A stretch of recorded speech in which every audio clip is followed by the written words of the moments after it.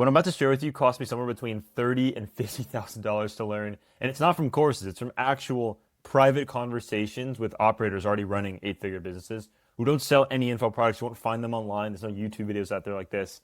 And they have no reason to teach any of this publicly, but I've taken everything they've taught me from those conversations. I've tested it across my own clients, and I've refined it into the exact system that I want to walk you through today. And you see on the right here, $312,000 with one client in October, $1.2 million total using this exact funnel. And so this video is going to be different than anything you've seen on call funnels because I'm not teaching theory. I'm opening up my portfolio and showing you exactly what we did, why it worked, how we've messed up personally, and how to replicate it for yourself. Every step, every prerequisite, every metric, nothing held back. You'll see on the right here, I'm going to walk you through everything that involves our system. Just so you know that I'm not full of crap. Across tons of bigger clients here, if I scroll in a little bit more, bigger client accounts, we even have smaller client accounts like KJ, less than 5K followers, did $180,000 with this funnel in 90 days. Dan did 125K cash in 90 days. We went from 13K in April to 52K in June cash. Even with smaller accounts, smaller amounts of lead flow, how powerful this funnel is. It's built for those kind of audiences. First things first is prerequisites. What I want you to understand before we go through any of this is like why? Why any of this? Why certain things work the way they do? Why we use certain things in our process?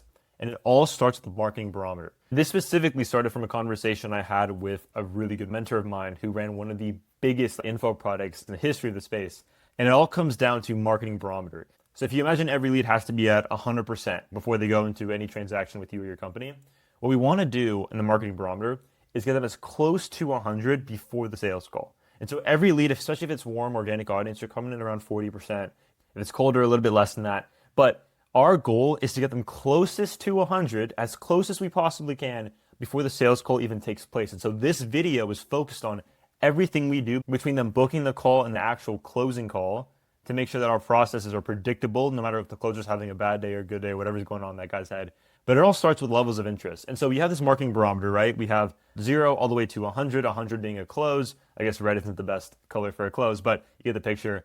In order to break these down, there are 4 levels of interest across this marketing barometer. So there's curious, there's general interest, highly interested, and convicted. And this comes from Jeremy Haynes directly. The way he breaks it down is that whenever a lead takes a key action with you, they're at one of these stages of interest. They might come in and book a call when they're highly interested, or they might book a call when they just have general interest. Right after they take that key action, you have to always assume that their interest level is dropping. As time passes between the booked call and the actual closing call, their interest level is gradually getting lower. And so not only are we trying to prevent that gradual deterioration of their interest level, we're trying to actually bump it up 1 or 2 before the call. So instead of a lead coming in at highly interested and then dropping to generally interested before their closing call, we want to actually bump them up to convicted. So what do we need to show this lead to get to convicted before a closer or setter even talks to them? If you look at our pre-call protocol, every single one of these things is in an effort to not only get them closest to 100 before the call, but also bump them up in curiosity, or at least maintain their level of curiosity before the call. If you show them nothing, show them no information, they're going to be dropping rapidly throughout the time between the actual booked call and the closing call. These are the principles what we're trying to accomplish via the tactics. So we have tactics, meaning like a value email, a confirmation page. However, the principles, what we're trying to actually accomplish with the buyer is exactly this: marketing barometer, bumping them up the levels of interest in terms of the spectrum. So anyways, that's the first thing I want you to understand. The second thing I want you to understand is social authority. Social authority is incredibly important in a book call funnel because it's not a live event. They're not on the actual call with you. You can't just get them hyped up and emotional. Between the actual book call and the actual closing call, there has to be some level of respect for you and what you do and your actual social proof. Now, there's 2 types of social proof. On the top, I have a client, KJ. He is incredibly good at getting every person who pays him results. That's what we lean on in terms of the marketing. We don't market his program as a mentorship from someone who's a majillionaire, billionaire, some Alex Hormozy, like God level legend. All we do is lean on the fact that, hey, if you come in here, you have a higher success rate versus any other program or investment you want to make. So that's what we lean on, leaning on track record of students. That's our social proof, social authority. However, Jake, another client of ours, didn't have a bunch of these case studies to play around with. Yeah, he'd helped people in the past. We recorded a couple of those, but a lot of the marketing was centered around his existing social authority. You have to either be someone who's a leader in the space, someone who is well respected in that regard. You are your own social proof, or you already have that testimonial. This seems pretty basic, but I want to make sure it's a prerequisite because you can't scale a call funnel to $300,000 a month without this. You have to either be well respected, a niche authority, or we lean on, again, marketing through results of students and stuff like that. So this is 100% a prerequisite. The next one I want to talk about is a cold offer versus a warm offer. And I want to talk about a key mistake that we made when launching one of these clients. This is Jake's original lander before we relaunched. This is our first iteration of his sales page versus KJ's. So the same two offers, marketed one really well, one pretty poorly. And so you'll see, even though you already have a big organic audience, what you don't want to do is build an offer around just some emotional transformation leaning on the actual brand. Like, you actually want to, in this kind of era of info, talk about the tangible results that get people to book in with you.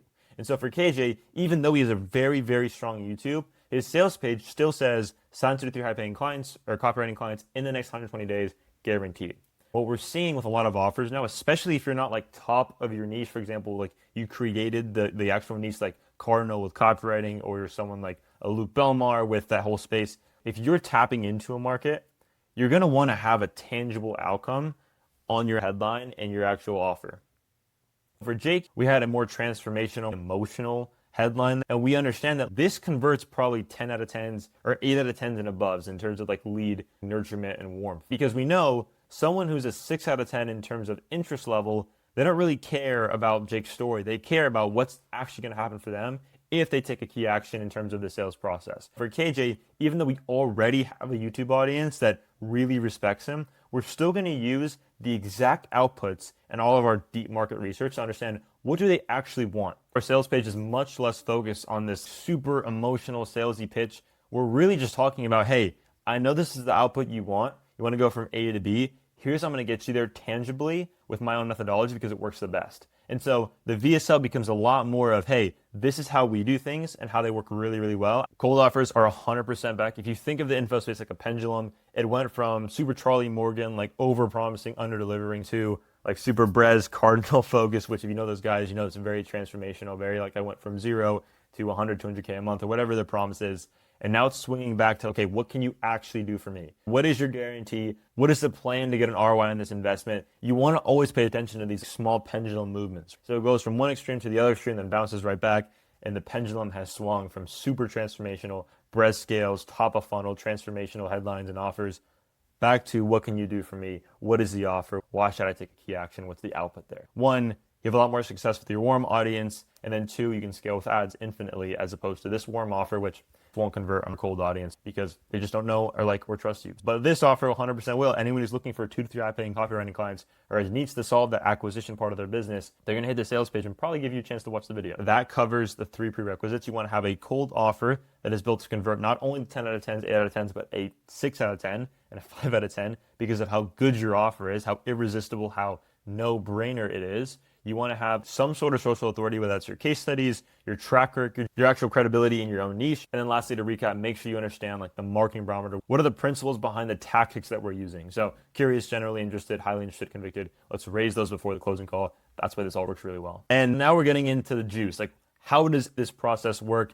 What are we tracking on the right side of the screen here? Like, what does a well-oiled pre-call machine, book a call funnel even look like in practice? So I kind of laid it out in a diagram for you here. It's very simple. And so I'll talk about the nuances, what looks different in your funnel versus our funnels, and some of the decisions you'll have to make. But as soon as someone books a call, they're getting sent straight to a confirmation page in the back end. I will lay out what that looks like here in a second.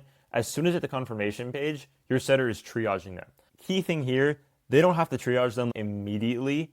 Typically like 2 to 3 minutes after it works, because you don't want them to be interrupted in terms of their information gathering process. They go to the page, they want to look at things and do their due diligence, and then you want to call them a couple minutes after that. But how does that triage work in the first place? I want to break down what happens on that triage call first and foremost, and then we'll go into all the metrics we need to track, the importance of them, the decisions we need to make once you see certain like averages in your own data. But to get started quickly, triage breakdown. What happens on that triage call? Your offer is probably unique, and your leads are different, your audience is different. I want to go over the objectives on that call versus exact lines. If you need exact lines, just give me an Instagram. I'm happy to help you there. We even have like a free audit below this. So if you want to schedule a call with me, see what this looks like for you specifically, you can book in there. But in terms of what's helpful for you right now, the 5 things we need to accomplish on this triage call is first, qualify leads appropriately, increase the probability of scheduled calls showing up. We need to gather data for tailored communication. I'll explain what that means in a second. We need to set a positive tone for the relationship in the first place. And then lastly, we need to establish a group chat between prospect, closer, etc. Qualify leads appropriately. We need to not overqualify based on interest level. If they're convicted, but they're not financially qualified, that doesn't just mean that they're going to get on the calendar. At the same time, if they're genuinely interested, but they're qualified financially versus someone who's convicted and not, like we want to put the actual generally interested person on the actual calendar, whereas most setters have a really big bias towards people who are higher up the interest levels. It's just a lazy way of operating because they're giving up on people who are generally interested, even though interest level has nothing to do with their financial qualification and the impact you could have on that person. Make sure your setters know the difference between interest level and financial qualification. They tend to mix up the two. That's the first objective you want to accomplish. Second one is increase the probability of scheduled calls showing up. That has to do a lot with what we'll talk about here in a second. And then also in terms of sequences you want to put them through based on information you gather on the call. The big one here is gather data for tailored communication. The bar is getting higher in terms of getting leads on the phone if they're an opt-in or if they're a booked call. Most teams I talk to today, when I help in consulting calls, they're struggling with people booking on the calendar and then ghosting. I promise you that's not Casper, it's not a ghost. There's an actual person who hit the book call on your calendar and who actively is ignoring your sales team. And here's exactly why. When you get data for tailored communication, this is what's going to happen between their triage call and the actual booked call and how you're going to stand out from everybody else. Most setters ask selfish questions. What you need to be asking is unselfish questions. Selfish questions sound like, what's your budget? When are you looking to start? How serious are you about this? Have you worked with someone like us before? It ranks of sales breadth, but that's what most of your setters sound like on the phone. I promise you, you probably wouldn't buy for your current setters. If you need setters, let me know. I'll plug in with some goats. But what we want to be asking is unselfish questions. These are the questions that actually give us ammo to move them up in interest level. What's driving your interest in this right now? What's your biggest challenge that you're facing with what problem you're talking about? What would an ideal solution for you look like? So now we're getting information on what are they looking for? What are they struggling with right now? What's driving their interest? What's their biggest motivator? As opposed to just hard financially qualifying them, especially because they lie all the time. You know that as well. Rushing them into a timeline, talking about starting right away. They want to hunt for some objection in case they have fear. All these questions reek of sales rep. They have nothing to do with the prospect and the fit of the actual program. All the prospect is thinking is, like, what does this have to do with the fact that I will or won't get help from you guys? What does this have to do with the fit we are for each other in terms of what I'm looking for and what you guys offer? This does nothing. All these questions have literally nothing to do with that. However, unselfish questions are questions that the prospect appreciates because it's getting context on whether or not they are a fit for what they're trying to get more information on. And so make sure setters are asking unselfish questions over selfish questions. This is why your sales team is getting left on delivered every time and getting ghosted. Again, gather data for tailored communication. Some other stuff is like specific challenges. What have they tried before in the past? What's their timeline? What's driving their interest right now? All these things, it's going to play a role into what we're going to send them after this phone call. But like I said, biggest thing, sets a positive tone. Your setter might be pushing people away, and everyone who's genuinely interested, who would be convicted or highly interested if given the right resources, is just getting lost in your sales process. That's cash that you just don't see. So fifth thing, obviously, establish a group chat between prospect, closer, and setter. And this is important because it actually gives basis for closer and the prospect to build a relationship. It's not like three different numbers coming at them: reminder number, setter number, closer number. There's a sequence that makes sense. It has context. There's a relationship that needs to be built there. So setter introduces closer, closer and setter now in a group chat with prospect, can both nurture them, can both send resources. It's all in one place. So anyways, that being said, those are the 5 things that happens on that triage call, that triage breakdown. Next is non-CTA contextual email plus manual text sequences. I want to lay out what you're sending people based on their curiosity level. You can understand this by the questions you ask in your triage.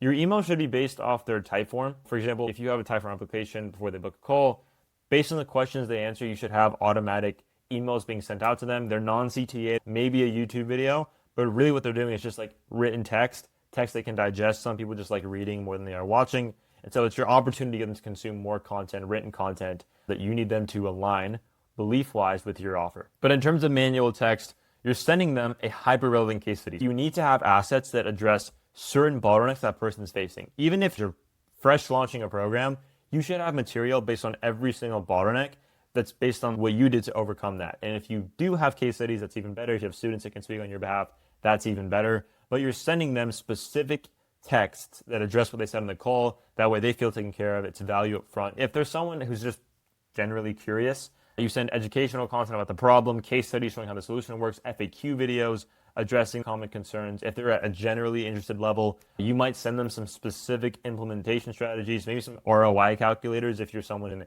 real estate or flipping, you might send comparison guides between different approaches. For example, like if there's someone getting into online business, you can send them a chart, a breakdown of your business model, the pros and cons versus other business models. They might align with the pros in your business model versus other ones. And again, you can tailor that so it addresses there's certain things they found important on your triage call. Someone who's at a high interest level, you can send them detailed process breakdowns. So if they're super convicted, it might be more helpful to send them like what the actual process looks like, what the timeline looks like in terms of getting next steps, what his onboarding looks like, some pricing and package comparisons based on what you guys offer. At every interest level, you can send them something that moves them from generally interested to highly interested and so on and so forth. And so these are the things you want to be sending them based on the information you gather from your triage call. Here are the principles you need to cover on that triage call. You also have email sequences going off based on their application or specific data you get from their actual application. We have a lot of this covered. I want to talk about confirmation page layout and this pre-call VSL. That's the last two pieces we're even mentioning here, and then we'll get into some metrics on the left side.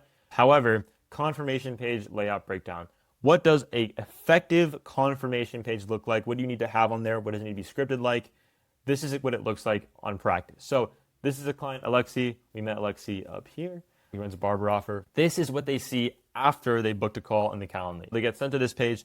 This video on top is a 90-second framing video. What this video is essentially trying to do, and I'll give you kind of the rough breakdown of the script, is one, acknowledge they took the actual action in the first place, the key action. And second of all, acknowledging their actual concerns. So what this video sounds like is something along the lines of, hey, appreciate you've taken a big step in terms of your own barber journey. I know what you're thinking right now. You probably see things like this all the time, and you're just looking for a reason why this is any different. And so what I've done is I've laid out case studies on the bottom, but everyone has those. But the rest of this page is just built so you get the most information possible before you possibly waste any of your time on this next call. I want you to have all of the information possible. I've laid out two videos below here. The first one is a longer form video that goes over like everything about our offer, how it all works, why we're any different. And right below that are a bunch of videos that I've answered specific questions that I've heard before in the past, just so you have all the information you need to know. I want to go consume those before your call. That way you know whether it's a waste of your time or not. And then below that, if you're still here, there's also case studies of other students just like you who have made the transformation from A to B. That's the overall script of what that video sounds like. And I can send you over if you want to just DM me, and I can send you the confirmation page like script here. We scripted out for him. But the biggest thing here is 90-second video framing, a longer form VSL. This VSL is like 17 to 20 minutes. And then below that is FAQ. These are all objections based on your sales calls. Take your sales calls, put them into Claude, use AI, and get it to spit out all the objections you typically see on your calls, and use those questions for this FAQ section below. They might scroll past these two videos, see their actual objection in one of these boxes, and they can click play and see you rebuttal that objection, give them reasons around it, reframe them, whatever it needs to happen for that specific objection.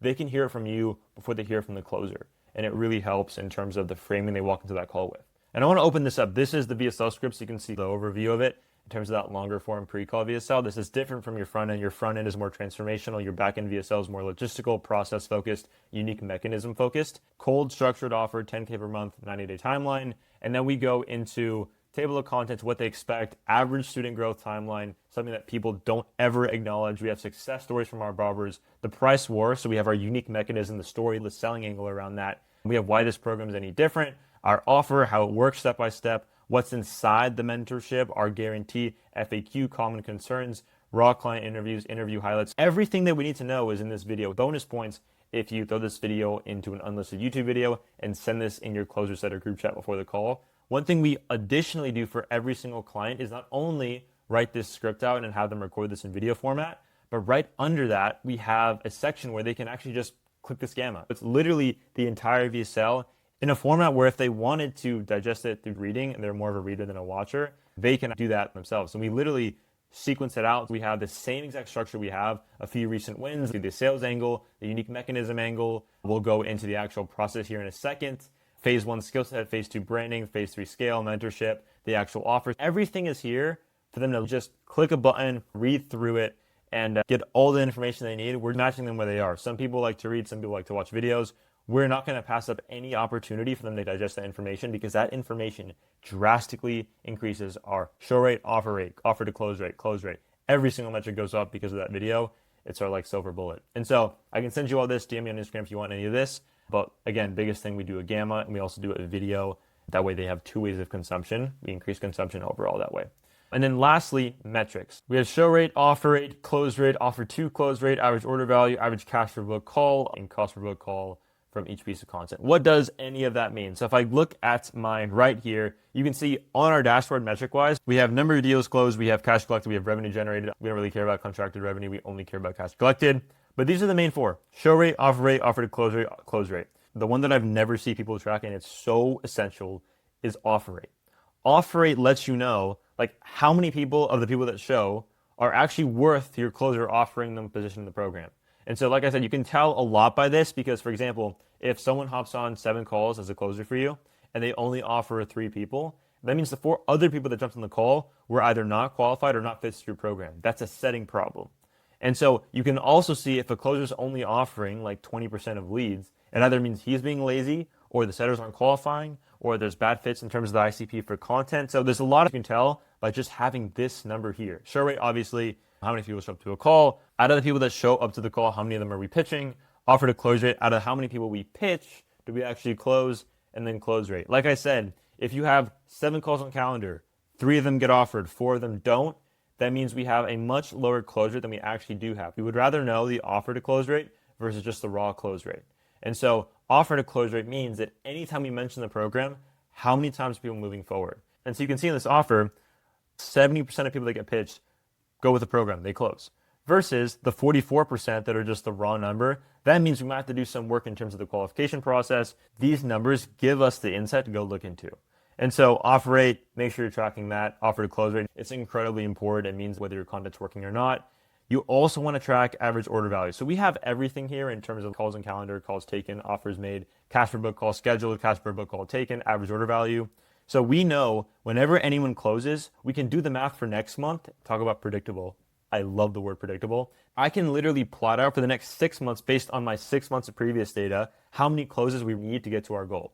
And so we always hover around 2.4K. It's usually like a little bit above 50% is what you want to do for a B2C offer. The ticket is 4K on this offer. We know for X amount of closes, we're going to see X amount of dollars every single month. That's why people don't have predictable info businesses. They don't have any of this data. We also have cash collected per call scheduled, meaning our raw number of booked calls. If my setters just book 20 calls, I'm going to get $800 per call that they book, whether they show or not. And so I want each piece of data here across like per call scheduled, per call taken, and then average order value per close, because I want to be able to map out what the next 6 months of my business look like. What does X amount of leads mean for my business tangibly in terms of cash?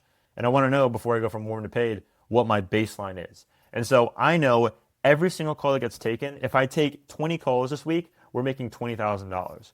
If I schedule 40 calls this week, 40 times 800 is, that's why we dropped out, we're in info now, that's how much we're making. And so to double down on that, one thing we do even further is track true CRM data. We cross-reference our EOCs and EODs from reps and closers and setters. We cross-reference with what's in our CRM. In your CRM or Calendly, whatever it is you use, you can have 40 calls, and then on your EODs and EOCs, only 32 calls show up in terms of total scheduled. Something's going wrong. Most teams don't catch it, and then all their metrics are wrong, and this means nothing. But we actually care about numbers, so we cross-reference within the CRM what's actually going on.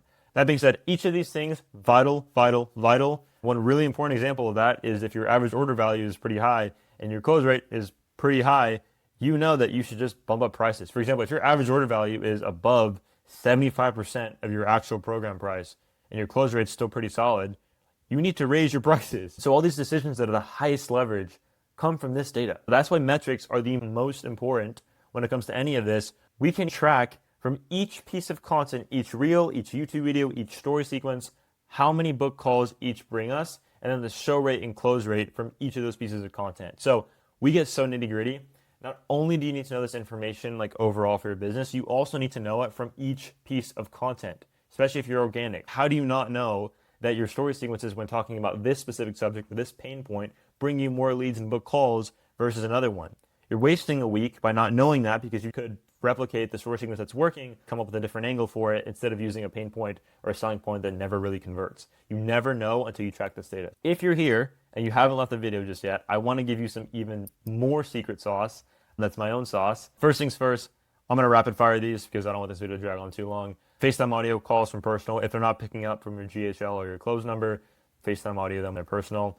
These leads always pick up when you do that. Second one, record a podcast episode with each closer and the offer owner. For example, I'm a closer. I want to record a piece of content of me talking with the offer owner on Zoom or whatever it is, talking about common objections, pre-handling certain things. Not only does it pre-handle them for the call, but I get some rapport from that because that prospect's no longer going to hop on the call and ask who I am. They've just seen me talk with the offer owner. They know that I'm connected with them. 3, for like health and wellness offers that are more like not make money online. Morgan here ran like a holistic nervous system offer that we help to run. The best thing you can do is disguise these pre-call assets and pre-call resources like podcasts. We had her record podcasts with not only her and all her coaches that gave them more rapport. We had to record those with her closers and stuff like that. It actually disguised it. People love podcasts in that niche. And so get creative with things, make podcast episodes around specific perceived problems with more specificity, and you'll do really well. Last one, pre-call and post-call voice notes from offer owner over Instagram. The most powerful thing by far is sending a voice note from the offer owner to that person's Instagram with their actual voice. It's a lot more authoritative. They can't really fake it because it's the actual person's account. You can't fake that. It can't be a random phone number. It won't be a scam. And it's just really, really, really powerful. Address the actual objections, script some stuff out. You can actually record them evergreen and drag them into conversation. So the offer owner doesn't always need to be doing that on their own. But it's a good strategy. We use that in our setting process and it works really well. That being said, I left a Calendly link. If you're here in the description, you can book a call there just for a free audit. I'll look at your entire business, what your numbers look like. If you have numbers right now, if you don't, I'll walk you through what you should be tracking and the entire game plan from where you are now to 6 figures. I'll walk you through all of it and I can take a look at things you want to take a look at. I can also send you some assets. Just DM me on Instagram. We'll talk to you in the next video. Hope you found this helpful. Let me know any comments you guys want to make videos on. I am the least creative person. It helps me out a ton.